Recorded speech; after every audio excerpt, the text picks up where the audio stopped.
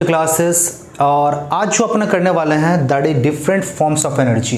देखो एनर्जी का वीडियो आपको रिसेंट दिया गया था, वहाँ से आपने एनर्जी के बारे में सारा इन्फॉर्मेशन ले लिए होंगे। अब चलिए जरा सा करते हैं डिफरेंट फॉर्म्स ऑफ एनर्जी।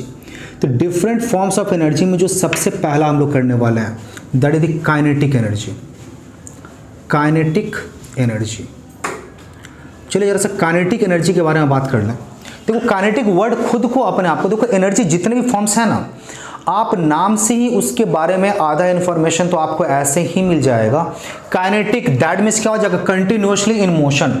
तो अगर एक ऑब्जेक्ट मतलब कोई भी ऑब्जेक्ट, आइदर वो एटम हो, मॉलिक्यूल्स हो, आयंस हो, रेडिकल्स हो, या आपके पास आपका व्हीकल्स हो, फैन हो, या कुछ भी हो, अगर ये मोशन में है, सो अंडर दैट सिचुएशन इसके अंदर जो एनर्जी पोज्ड होगी that energy is said to be the kinetic energy. तो आप अगर इसका डेफिनेशन दें, energy poses by an object, क्या लिखेंगे आप? Energy poses by an object, by an object due to its motion, due to its motion, its motion is called kinetic energy. Kinetic energy, देखो kinetic energy तो एक बात तो समझ में आ गई कि अगर मोशन में है तो काइनेटिक एनर्जी होगी, लेकिन अब ये कितना काइनेटिक एनर्जी होगी और किस लेवल पे होगी, ये किस बात पे डिसाइड होगा? तो देखो ये मेनली डिसाइड होता है ये दो बातों पे। ये पहला डिसाइड होता है किसके ऊपर? मास के हिसाब से, एंड दूसरा डिसाइड होता है क्या? वेलोसिटी के हिसाब से। और यही वेलोसिटी हमको ये भी बताता है कि उस एनर्जी की डायरेक्शन क्या होगी, किस तरफ वो एनर्जी अपना काम करने वाला है। तो चलिए जरा सा अगर मैथमेटिकली हम काइनेटिक एनर्जी को रिप्रेजेंट करें, so mathematically kinetic energy written an half mv²। अब एक क्वेश्चन आपके दिमाग में आता होगा कि ये हाफ mv² आया कैसे? तो इसके लिए वीडियो ऑलरेडी मेरे चैनल पे है और वहां से जाके आप देखोगे वीडियो एक है क्या, means derivation related to work and energy. वहां देखोगे kinetic energy equals to half mv², potential energy equals to mgh, या दूसरे डिफरेंट जो डेरिवेशंस हैं जो आपको जानना चाहिए वो सारे के सारे वहां पे दिया हुआ है, तो आप वहां से जाकर देख सकते हो। तो kinetic energy mathematically written as half mv²। That means kinetic energy is completely depend upon only two factors, mass of the object, smaller mass, और कैसे? Kinetic energy is directly proportional to the mass and kinetic energy is directly proportional to the square of velocity of the object. अब बोलोगे sir यहां से एक बात तो और समझ में आ गई, मतलब मास तो मेरा इन्फ्लुएंस करेगा काइनेटिक एनर्जी को, लेकिन जो सबसे ज्यादा इन्फ्लुएंसिव फैक्टर है काइनेटिक एनर्जी के लिए that is the velocity of the object. क्योंकि वेलोसिटी किस में है? स्क्वायर के टर्म में है। मतलब थोड़ा सा अगर वेलोसिटी चेंज आता है that A small change in velocity will cause a large change in the kinetic energy of the substance. Obviously क्योंकि ये स्क्वायर के टर्म में है तो थोड़े से चेंज में क्या करेगा, काइनेटिक एनर्जी के मैग्नीट्यूड को ये काफी ज्यादा चेंज कर देगा। तो अगर आपसे फैक्टर्स लिखने के लिए दे, आप लिखिएगा it depend upon the mass of the object and velocity of the object. तो ये दो फैक्टर। तो काइनेटिक एनर्जी के बारे में बस इतना ही अभी आप जान लो। एक और एनर्जी आता है आपके पास, पोटेंशियल एनर्जी। पोटेंशियल एनर्जी, तो अब देखो जरा सा, potential that means it at rest, एक शेप के कारण, साइज के कारण, कॉन्फ़िगरेशन के कारण। तो अगर किसी भी ऑब्जेक्ट के अंदर अगर एक ऑब्जेक्ट रेस्ट पोजीशन में रखा हुआ, सपोज करो ये मेरे हाथ पे मार्कर रखा हुआ, तो इस पोजीशन में कैसा, ये रेस्ट में है, इस पोजीशन पे इसके अंदर जो एनर्जी कंटेंट होगी that energy is said to be the potential energy. तो आप सिंपल साइज का डेफिनेशन क्या दोगे? Energy poses by an object properly, energy possessed by an object when it is in rest, or energy possessed by an object due to its shape, size, configuration etc. is said to be potential energy। अब definition लिख देता हूँ, energy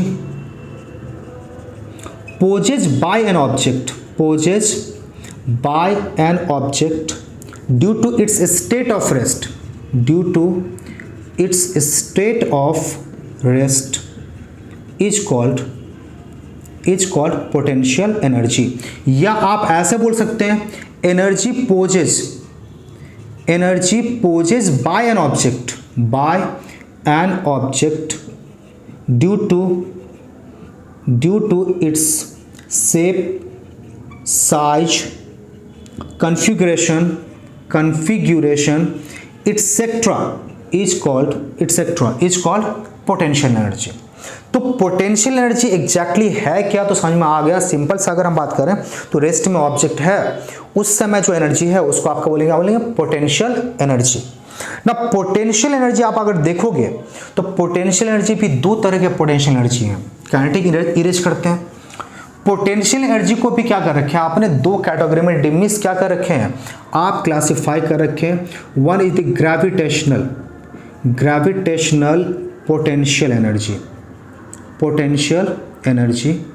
and other is elastic potential energy. तो पहला start करते gravitational potential energy. Suppose करो एक object है, ये मेरा अर्थ सरफेस है, यहाँ पे अर्थ, और इस अर्थ से आपने एक पर्टिकुलर हाइट पे एक ऑब्जेक्ट को आपने क्या रखा है, मिस रेस करके रखा हुआ है एक पर्टिकुलर हाइट पे। तो अर्थ से एक पर्टिकुलर हाइट पे जब आप किसी भी ऑब्जेक्ट को रेस्ट करते हो, अंडर दैट सिचुएशन उसके अंदर जो एनर्जी पोज्ड होगा that is said to be the gravitational potential energy. Definition भी आप उसी तरह से दोगे कि energy poses by an object when it is raised to a particular height above the ground is said to be the gravitational potential energy। पूरा मिला के कहानी क्या बना कि आप अर्थ के ऊपर एक पर्टिकुलर हाइट तक ऑब्जेक्ट को ले जाते हो, और जैसे ही अर्थ के ऊपर एक पर्टिकुलर हाइट तक आप ऑब्जेक्ट को ले गए, अंडर दैट सिचुएशन इसके अंदर जो भी एनर्जी पोस्ट होगी that is said to be the miss gravitational potential energy. Definition मैं लिख दूं, gravitational potential energy, energy poses by an object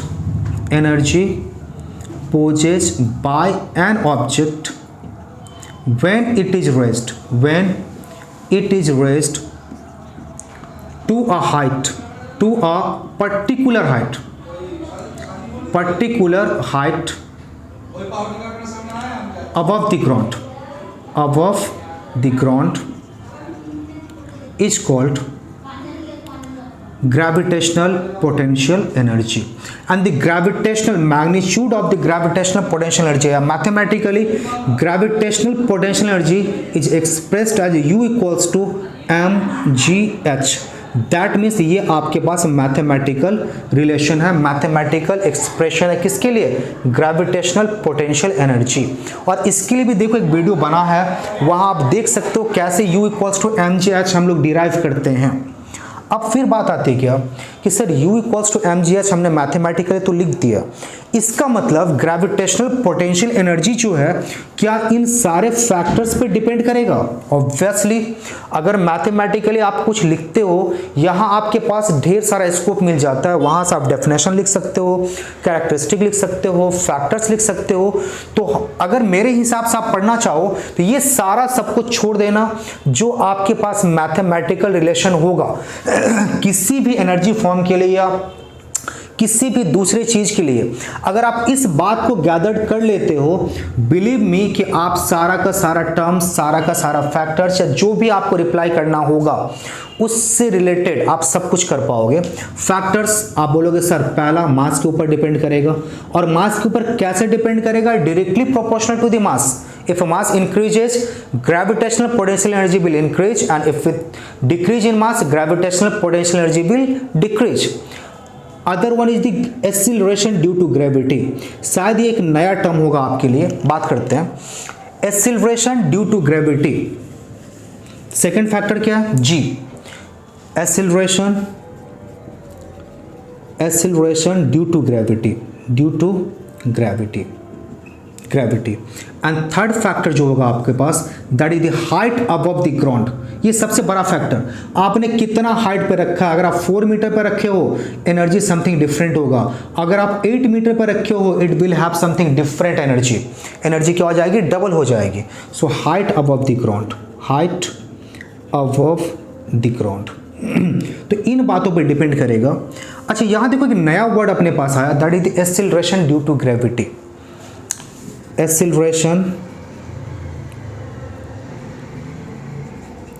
acceleration due to gravity, due to gravity. अच्छा देखो, फिजिक्स को अगर आप प्रॉपरली अगर समझना चाहो ना, तो ये आधा इंफॉर्मेशन तो खुद दे देता है। देखो आप क्या बता रहा है, एक्सेलरेशन तो है, बट एक्सेलरेशन किसके कारण? ड्यू टू ग्रेविटी के कारण।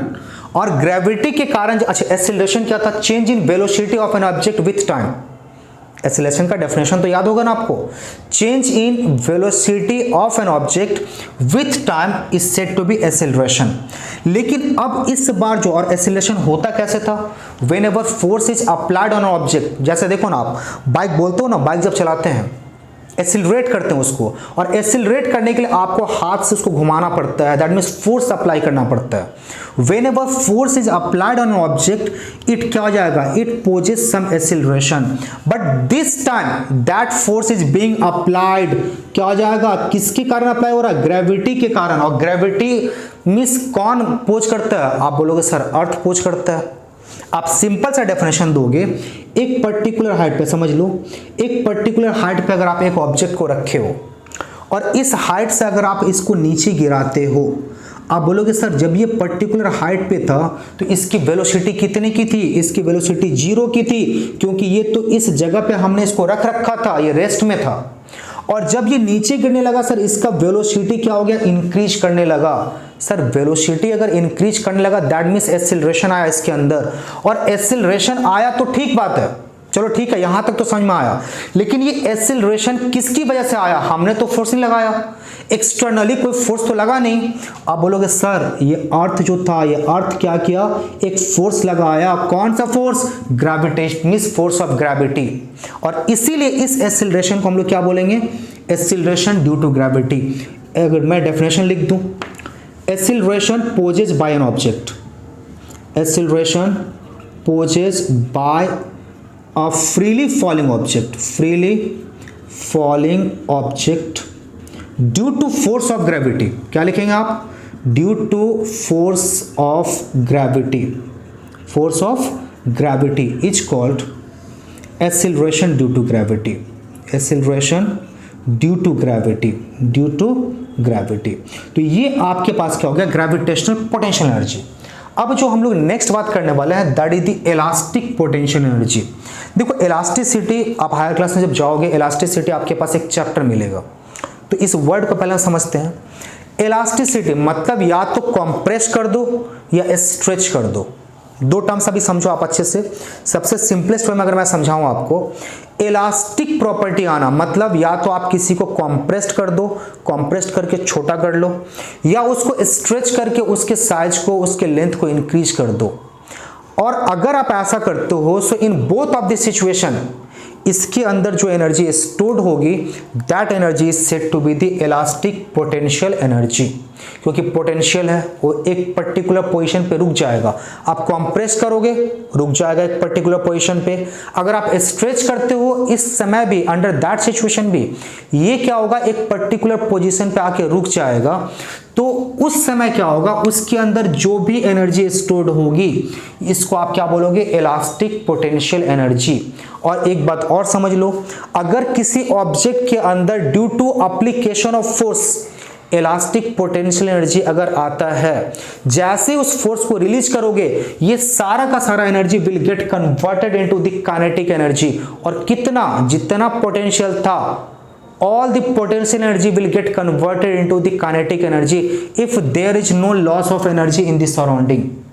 तो चलिए जरा सा इलास्टिक की बात कर लें, समझ तो आ गया होगा। डेफिनेशन लिख देते हैं, elastic potential energy.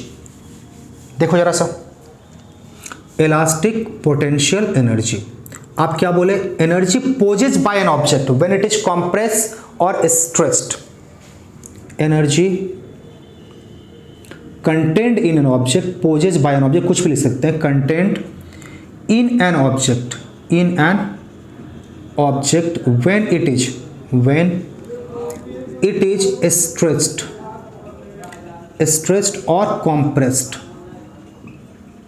compressed is called elastic potential energy. आप लिख लेना पूरा।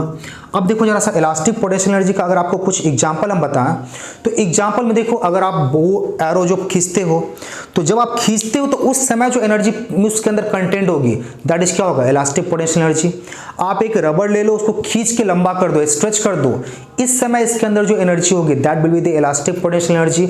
आप एक स्प्रिंग ले लो, इस स्प्रिंग को कॉम्प्रेस्ड कर दो, आप पेन में देखो ना बहुत बार स्प्रिंग होता है, आप जब उसको पुश करते हैं नीचे की तरफ सो क्या होता है, कॉम्प्रेस्ड होता है। अंडर दैट सिचुएशन उसके अंदर जो एनर्जी होगी that energy is said to be क्या कहलाएगा, इलास्टिक पोटेंशियल एनर्जी। तो यहां तक हम लोगों ने क्या किया, kinetic, potential, different types of complete करें। नेक्स्ट वीडियो में हम लोग और भी एनर्जी फॉर्म के बारे में डिस्कस करेंगे।